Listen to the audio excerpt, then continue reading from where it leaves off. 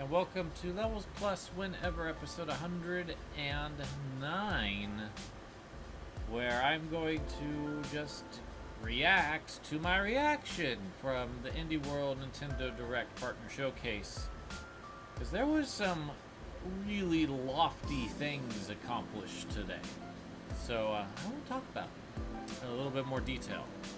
But I do have some pickups since the last time I've done a video. So I got my Chun-Li from Street Fighter 6 to match my Kimberly, Luke, and Jury, which turns out really, really well. Jamie's next, but I'm not that interested in Jamie, so I'll hope that a couple more will be coming down the road. I also got a gift from a forum friend, so I've got Stray for the PS5, which I'm very excited to play in the nearest future, as well as the Dragon Quest Illustrations book, which is something I've been wanting to get, especially now that he has unfortunately passed. So it's nice to finally have this particular book. But it's enough of looking at my face. Let's jump into the direct presentation quest, whatever we want to call this incredible amount of information. I'm going to go ahead and just mute the sound, otherwise you're going to hear me twice, and you don't need to do that. And let's just kind of briefly touch on the things that I want to touch on. So, Neva. I really was hoping we'd see Neva. As I mentioned in the reaction, this was the thing I wanted most. I didn't want to say it, but it was expected to come out this year, and lo and behold, it actually is. And the more I see of this game, the more excited I am about it. It is an absolutely wild looking experience. Taking the graphical fidelity of Grease and adding an action element on top of what they are already so good at, which is emotion and visual and oral excellence. Adding combat and adding a second character that you're involved with. Neva's the wolf. Alva is the young woman you play as. So Neva could jump into you. So very much spirit wolf. And as we can see here in this kind of disturbing thumbnail I've created, this darkness is within the elk that you were fighting. And you are literally expunging it out. I am so excited about this game. I have probably way too high hopes for it. And I am hopeful that Devolver will do a special edition of some kind, because I want to have something that compares to the Grease Signature Edition that I already have. But it is absolutely beautiful and emotional and looks really compelling. I don't really have a ton to say about this Moth game other than it's interesting and it's comical. I think that it's neat that it's trying to do a lot of different things and has some critique about capitalism, but I don't really have much more to add to that conversation. I don't really have much to add about Coffee Talk Tokyo either, other than it looks like a good follow-up to the last two. But Morsels, this is an interesting looking game. This is a game that is not for me. It's like very explicitly not my style of game. But visually, it's really well done.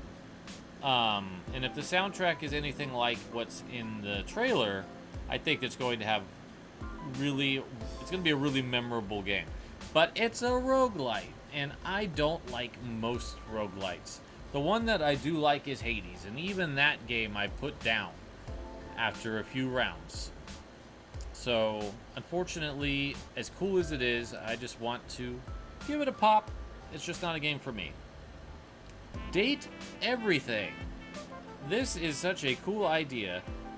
Probably a visual novel I will give some attention to, because you can just try out all kinds of different things. You can become friends with people instead of getting romantically involved. So it's like there's actual reason to engage with everyone instead of just, you find the thing in this case that you're attracted to, and then off you go. That's it. So I think this is such a cool concept. It's unfortunately another one of those games that I just don't have time or money to spend until next year. I have watched Smite over on Twitch play Peglin on PC a lot.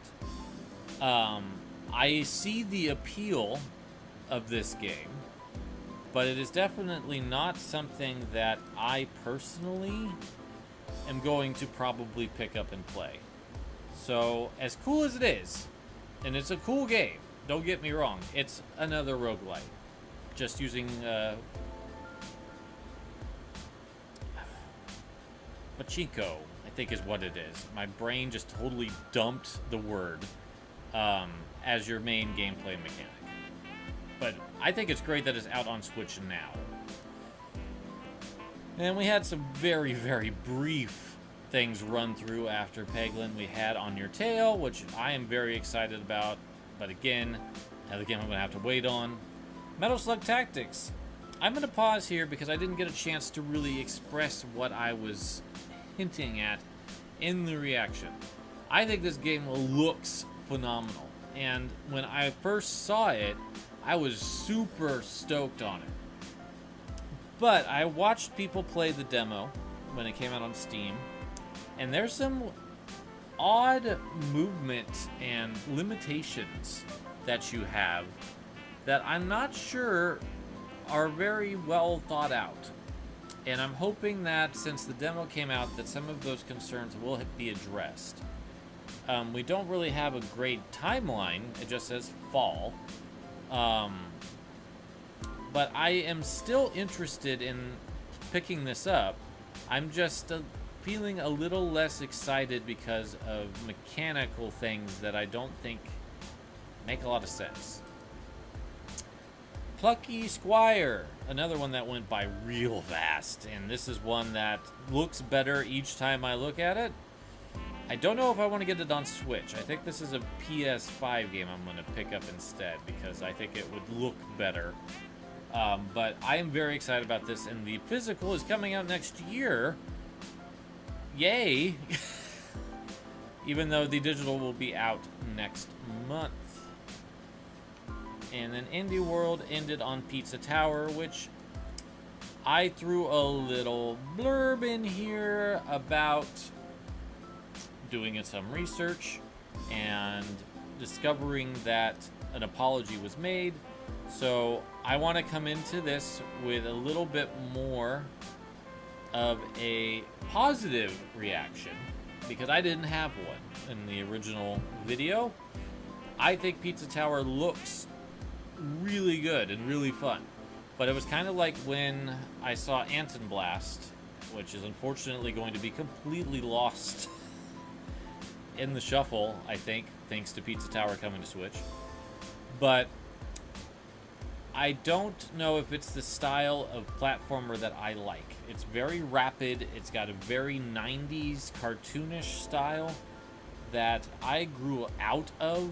I'm not really into the Ren and Stimpy, Rocko's Modern Life aesthetic that this is kind of running with.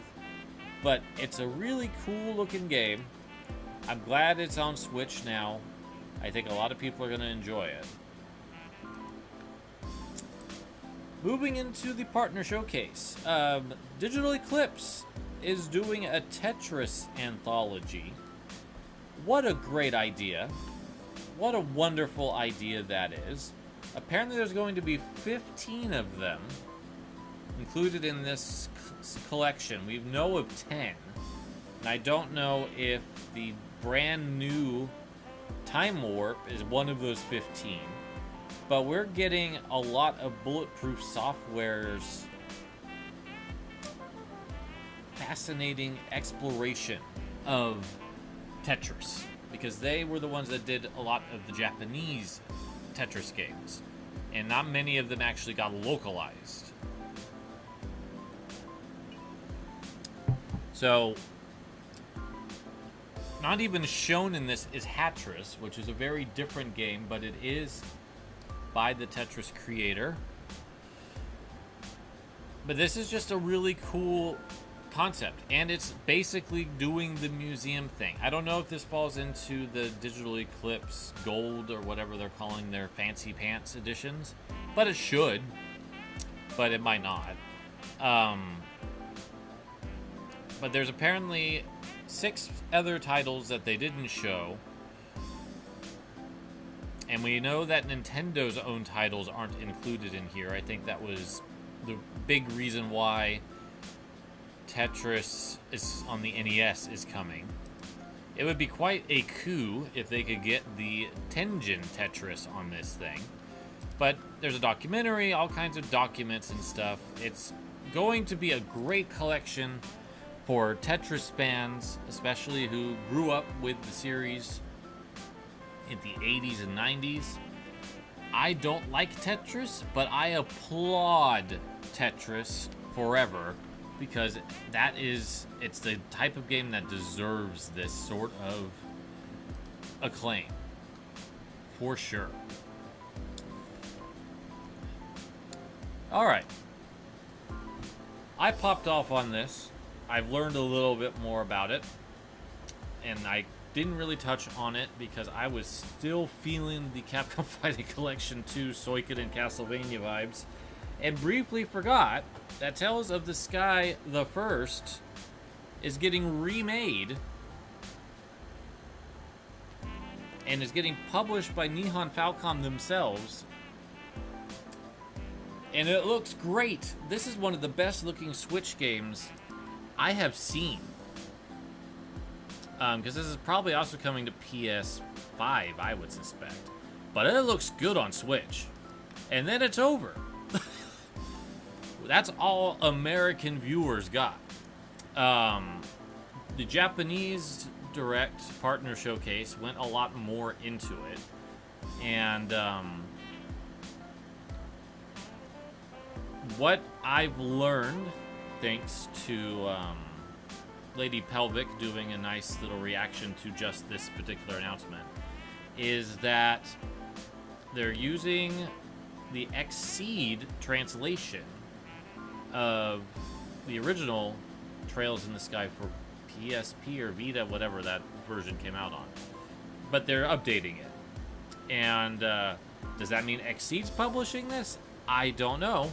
They don't seem to be directly involved because there wasn't the publisher listed when the thing popped up. The combat's changed around a little bit, but it's still essentially the same. The character designs have been redone a little bit, but not drastically. It's a little bit more action-y than RPG, and that's fine with me. I have heard nothing but praise for Trails in the Sky. So I have been slowly decaying over a decade to finally play it. And here it is. The game I have wanted to see from Falcom is finally happening, and I am really excited about it. And then we just ignore the fact that that is a very big thing, and we jump into the silly Star Wars Hunters game. And Worms Armageddon is getting an anniversary edition, and this is my Worms of choice. I had this on the Dreamcast. I actually just recently sold it. So you could thank me for this coming back, and I hope it controls a little bit better and the menus are cleaner. I've heard that Digital Eclipse is helping with this as well. But yeah, I really like Worms Armageddon, and I would probably pick this up not anytime in the immediate future because it's coming out in September. And everything is happening this fall, winter, but I will pick it up eventually. And here we go. Here we go. Oh, man, Capcom. I love you. Okay, so in the reaction I said that I had dreamt 2 collections, and I didn't really elaborate. I have dreamt of a Capcom vs. SNK collection and a Capcom 3D fighting collection. And Capcom vs. SNK, you know, the dream was that Capcom and SNK would release all their stuff together. Doesn't really make sense for them to do that in a marketing and financial sense. But, you know, it was a dream. For 3D Fighting Collection, it was the 2 Power Stones, the 2 Rival Schools, the 2 Star Gladiators, like Final Fight Revenge, because it's a 3D fighting game and should be archived somewhere. And then, like, maybe Capcom Fighting All-Stars and the Street Fighter EX games. Like, that would have been a really incredible dream collection. Capcom smushed those together with this, and I can't believe that they're announcing it now. And they're rectifying one of the biggest problems with Street Fighter 30th Anniversary Collection. So let's go ahead and celebrate the fact that Capcom vs. SNK lives. Literally, one of the earliest videos I recorded on this channel was a plea for Capcom vs. SNK 2 to come back. And not only are we getting Capcom vs. SNK 2, we're getting Capcom vs. SNK Pro, the deluxe version of the original game that loosens up some of the ratios a little bit, adds Dan and Joe, and had quite a few tweaks to the individual fighters and mechanics, making it the de facto version. And Capcom vs. SNK has some of the best presentation of any Capcom game. The transitions into the stages are brilliant. It's just a gorgeous game. And then CVS 2, arguably the greatest fighting game of all time. It's up there for me, up there with Smash Ultimate and Street Fighter 6 and Alpha 3 and Gauro, Mark of the Wolves. One of the best ever releases by Capcom of all time.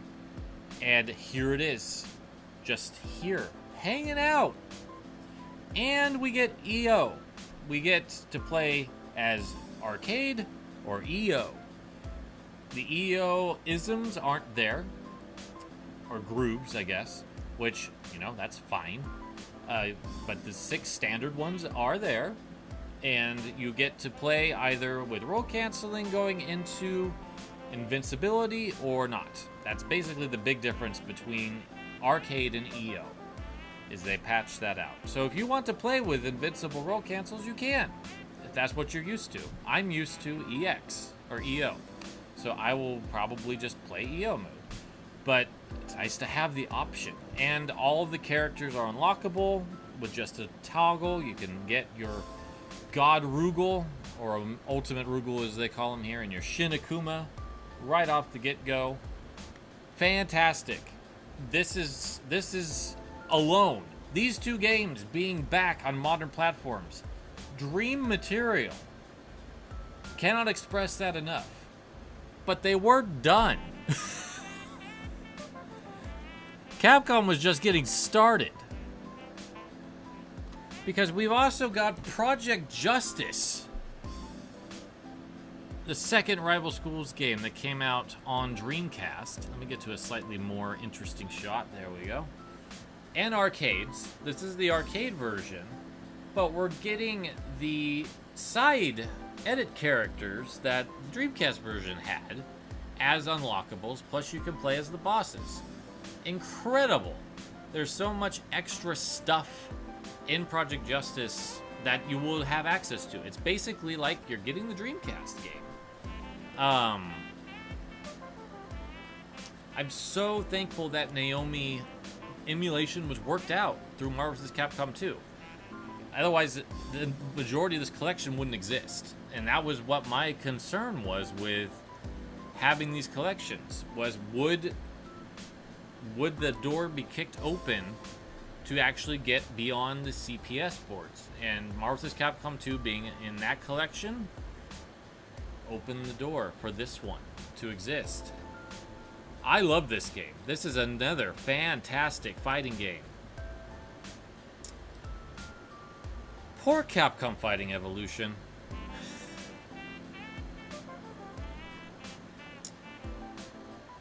This poor game is the one no one's excited about. No one's going to play. It is Capcom's worst fighting game effort, I think.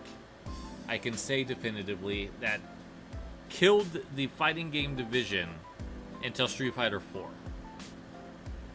This was the last one. And it was a replacement for a canceled project known as Capcom Fighting All-Stars, which did not test well and was originally Capcom vs. SNK 3. So it was a sunk project. This was pulled together to attempt to do something. Street Fighter Alpha, Capcom vs. SNK, Street Fighter 3, Darkstalkers, and Red Earth, and created one new sprite for Ingrid, who survived the death of Fighting All-Stars. She was supposed to appear in that, and is like the featured character in this game. And she would appear in the PSP Alpha 3 Max or Double Upper, and then never make an appearance again. But this game is a mess. Aesthetically, visually, it is a garbage fire to look at. It is full of just grabbing random assets and just throwing them in hodgepodge. You can see here in this still that we've got Talbane in the top left corner, just a sprite that's for some reason attached to this bizarre circular pillar thing that's happening. And then we have the Morgan art from the Darkstalkers 3 PlayStation cover, warped and flattened, and they gave her like a different hand. Like she doesn't hold like a jug or whatever in the world she's holding onto there in the original art. And just like, it looks bad. The super bars come from their respective games and they don't look good. It's just a mess. The best part about it is the Shinkiro artwork that is original to this game. That's genuinely what you have. And I have spent way too long talking about it. So we're going to move on to other things that are more exciting. So here is Street Fighter Alpha Upper. As I said in the reaction, this adds a good 10 fighters and stages and does some very important tweaks to the gameplay.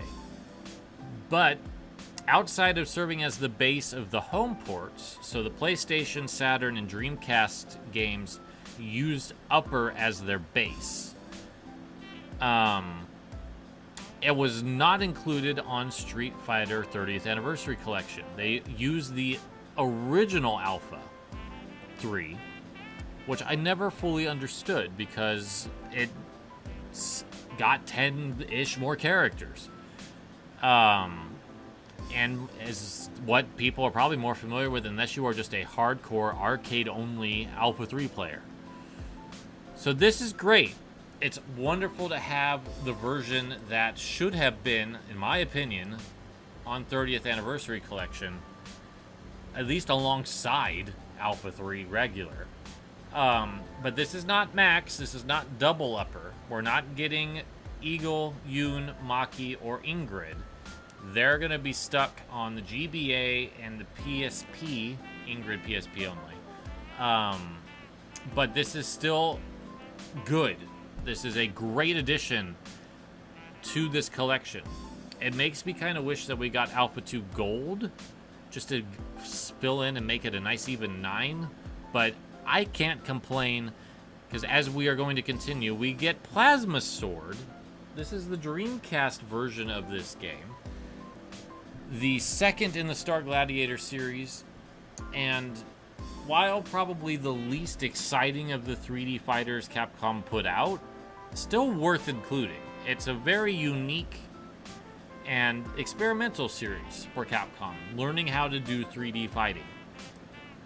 I think Project Justice did it slightly better, and of course, the 2 Power Stones, which did it infinitely better.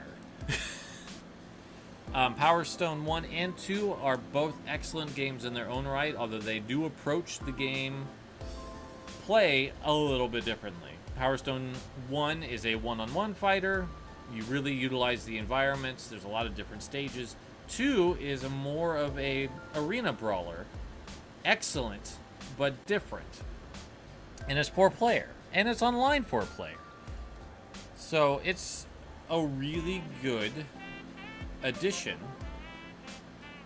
to this collection, which is dream material. Power Stone, Project Justice, Capcom vs. SNK, all of those have been in huge demand for years, decades at this point, to see a re-release. Power Stone hasn't seen a re-release since the PSP. The Capcom vs. SNK 2 was re-released via PS2 Classics, and it hasn't been seen since then. And Project Justice has never been re-released since the Dreamcast. And then, getting the Alpha 3 Upper, which hasn't really been re-released since the PS3. I think they got Street Fighter Alpha 3 there. And the PSP getting Max, which is an expanded version. Star Gladiators, or Plasma Sword has not seen a re-release since the Dreamcast. And poor Capcom Fighting Evolution, which I almost forgot, hasn't seen a re-release since the PS2. It maybe was on PS3 in Japan, but I don't think they released it here. And it's got all the bells and whistles that the series has had since the first Capcom Fighting Collection. You get hitboxes with training modes for all 8 games.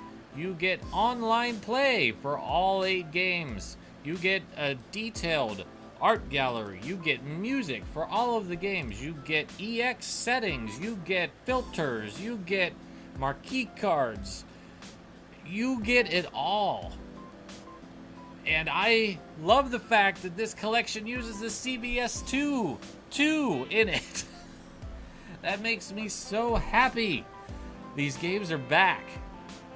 They deserve, and that's basically what Capcom has been promising in interviews. Like, they want to get their fighting games back out. They've done it. What can they even do for Fighting Collection 3 at this point? If they were to even do it. Like, you'd have to work with Eureka to get the EX, the Street Fighter EX games. Final Fight Revenge, which I mentioned earlier. You could get Star Gladiator and the original Rival Schools. Street Fighter Alpha 2 Gold. Maybe bring Hyper Street Fighter Alpha back from that collection. But then you got to get into, like, licensing the JoJo games back, but that's with Bandai Namco at the moment. And Capcom Fighting All-Stars beta? Like, we're sitting really well. This collection basically fulfills nearly everything that I think a Capcom fighting game fan would want, and outside of maybe the EX games. and if you are a hardcore Rival Schools fan and want the original. Otherwise, I think you're kind of golden. Like, this is primo. Capcom gets my fullest approval. They blew me away again. I can't believe that we're getting these games next year. I thought we would get an announcement next year at like June, at like Summer Games Fest or something. No, we're getting it now. Absolutely lost it. And then we got the Marvel vs. Capcom date. So the digital version's coming out in September. I already have it on order for the physical, so I can wait till November. But I will have fun watching people play these games for the next 2 months and enjoying them. And hopefully there's not too many problems with that, and it's a wonderful time. And then from there, we jump to this Atelier game, which I'm not going to talk about. I think it looks like an Atelier game, so I don't have any interest. I'm sorry. But after that, we jumped into rapid fire things that Wildcat JF is interested in. Suikoden 1 and 2 HD. Haven't seen hide or hair of this since last year. And they announced an extensive delay, but I do have to say that it does look like they've done what they've needed to do to make this game look great. The backgrounds, which they have done some HD work to, generally look a lot better. I mean, I could get nitpicky and say like, oh yeah, some of that grass isn't textured great. It looks fine in motion when you're doing the battles and you're not pausing in the middle of it. The sprites look good. They don't look smushed. The battle speed's nice. That's a great improvement. Being able to set auto battle is nice, but I'm not going to do that. I like controlling my characters in role-playing games. But like this scene here looks fantastic. This looks good. Like, I was really happy to see this. But it's coming out in March, so they're still putting in another about 6 months of work into this. So they are really holding up to that delay statement of we wanted to reach our quality standards, which good on you, Konami. There's been a couple of your releases that have not, and I think maybe some lessons were learned with the Metal Gear Solid collection to not release it early and patch it, but to actually get it out relatively solid in the first place. So I'm really happy to see Suikoden alive again. I love these two games. They're both in my top 111. I don't think they're going to go anywhere for a while, and I'm really hopeful that this turns out. I've already pre-ordered it, actually. And then we got to see more Dragon Quest 3 HD, 2D, whatever the world Square Enix calls these things. Ignore my March 2025. We have a new class. We have new encounters with monsters that will lead to things. They were very catty about it. This game looks freaking incredible. Like the birds just flying away on the bridge. That looks so natural, so good. I love it. This game is going to make me so happy in 2 months-ish plus. I'm really stoked. I'm really stoked about this, and it's setting such a high bar that 1 and 2 will have to hit. And I have a feeling they will, but those are slightly different games than these. But that was great. And then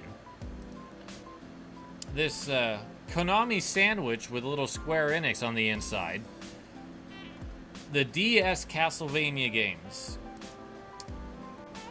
Again, I just got Dawn of Sorrow. After years of not having it. So you're welcome. I'm happy that I can help make things reality. And I want to explain a little bit. If you are an old school Levels head, you might remember that I had a series called Overrated Underappreciated on the site in its early days. And Castlevania Dawn of Sorrow was overrated. And I really detest the touchscreen controls. I'm left-handed.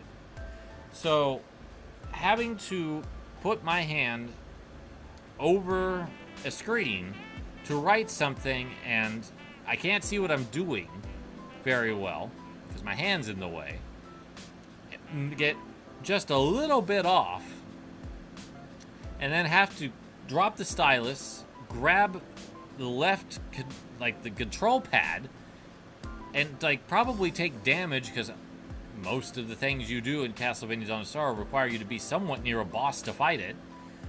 It was incredibly annoying and killed my love for this game, because otherwise it's very good. It's a solid follow-up to Aria. Is it as good as Aria? No. But it is a solid enough follow-up to Aria.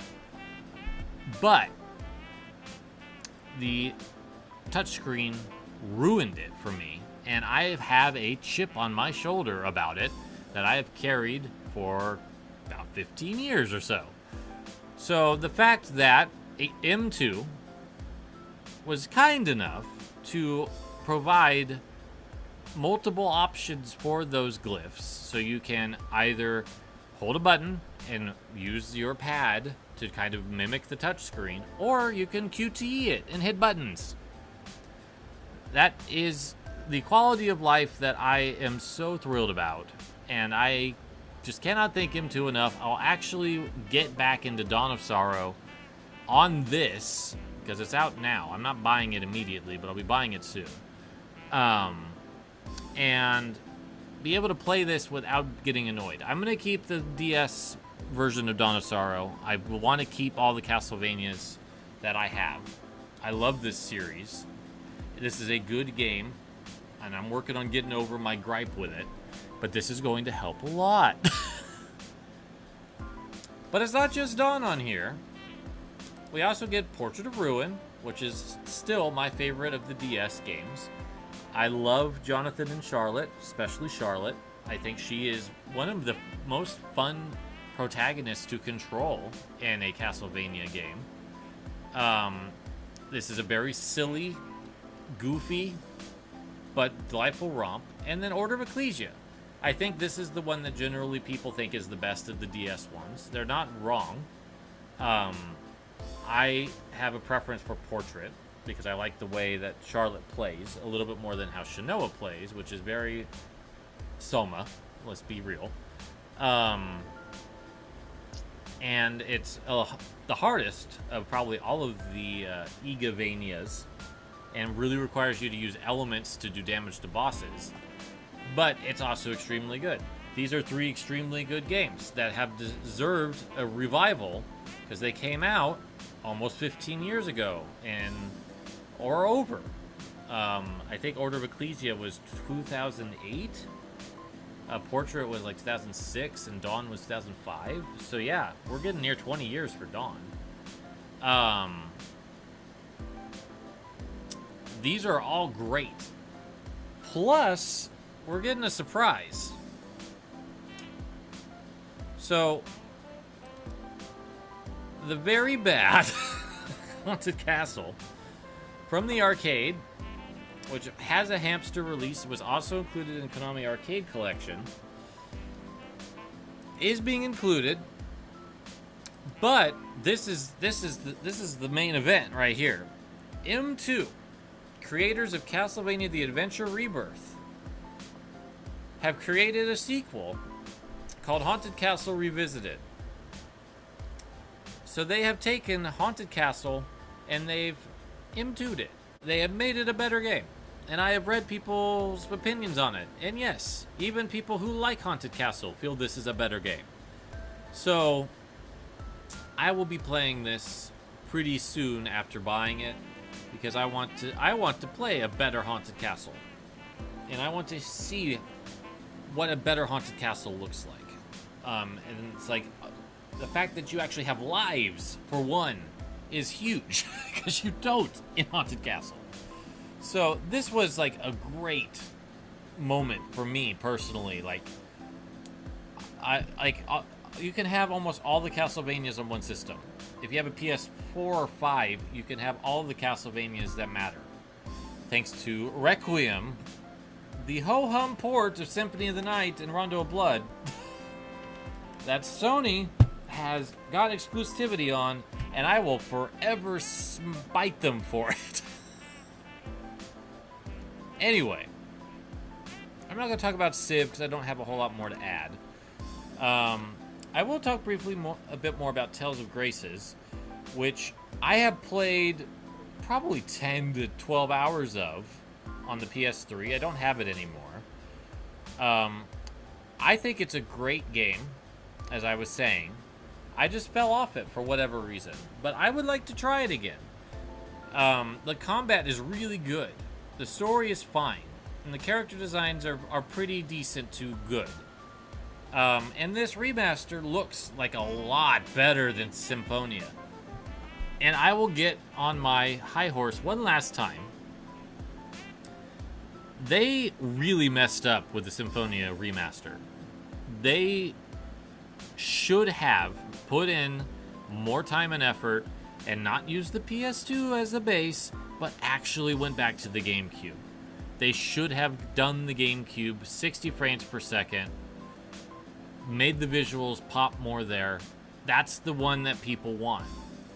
But Bandai Namco has always gone back to the PS2 version when they have done an enhancement. They did it for the Chronicles for PS3.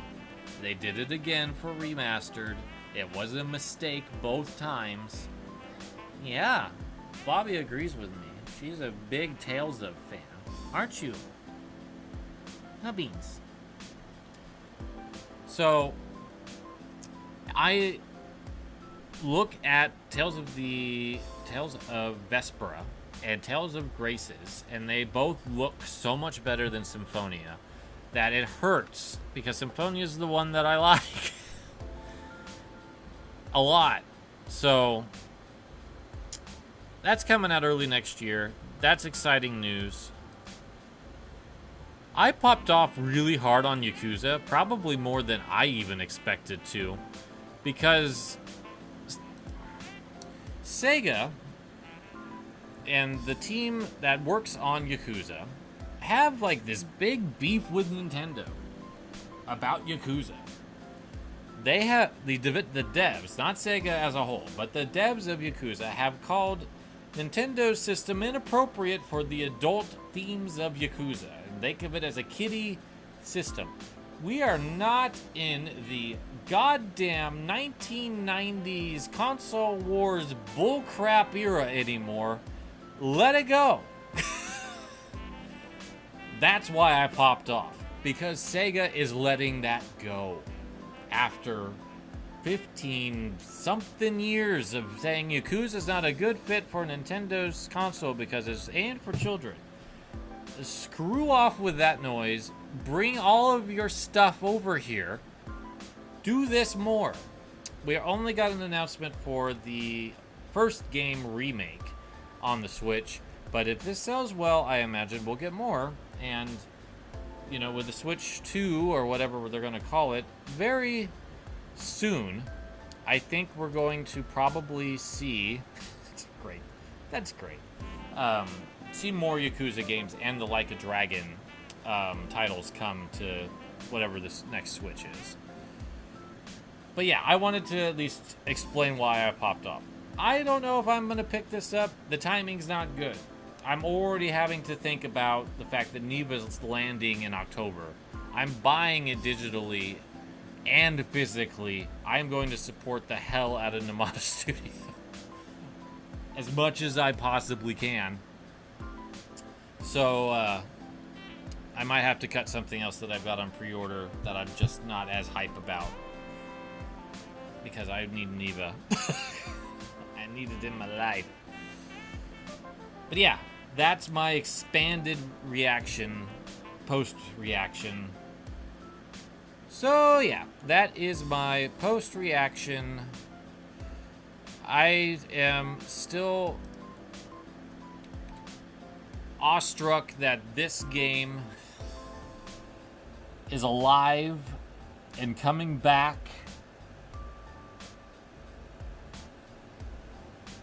genuinely thrilled. Just to wrap up, we've got a big change happening over on my blog. It was my name with a bunch of stuff that I do. It's now Wildcat JF Online. I have gone back to 2001 to call my portfolio site something that resonates. And Levels is now here, and Visuals is now here. So here's literally the reaction that I recorded earlier today, how it looks on the new portfolio site. This is a work in progress. There's a ton of stuff I need to fix, and as part of the porting process, the George Macy imagery is still on its own blog. It's going to stay there for quite a while. Moving Levels and Visuals over got me to about 65%, and I'm still doing some cleanup on that. But I wanted to just throw in as a nice little conclusion that yes, we're now here. The videos are now in capping with the new link, and I'm working on getting it all cleaned up. But here's the new Levels Plus landing page that will continue to be, that will not continue to be, is now the new home. And I'm trying to grab my favorite pieces that I've written and throwing them up here. The videos will be under the videos tag, and I've got so much work to do there. But I'm really happy with the new look and getting everything over here. I will eventually get this to be paid for soon, I'm hoping, and we'll get everything kind of squared away with this transition into having all of my content in one place. I can tell you right now, it's convenient just having to go to one blog instead of going to 4. I will tell you that. All right, that's enough rambling from me. I'm still pumped about the direct stuff today. It was a good time. I'll probably still be thinking about it and talking about it for a little bit in posts and such instead of videos, but man, what a great day. What a great day. All right. Now you can see my face one last time. Thank you so much for watching. Have a wonderful set of days. Until the next time, take care.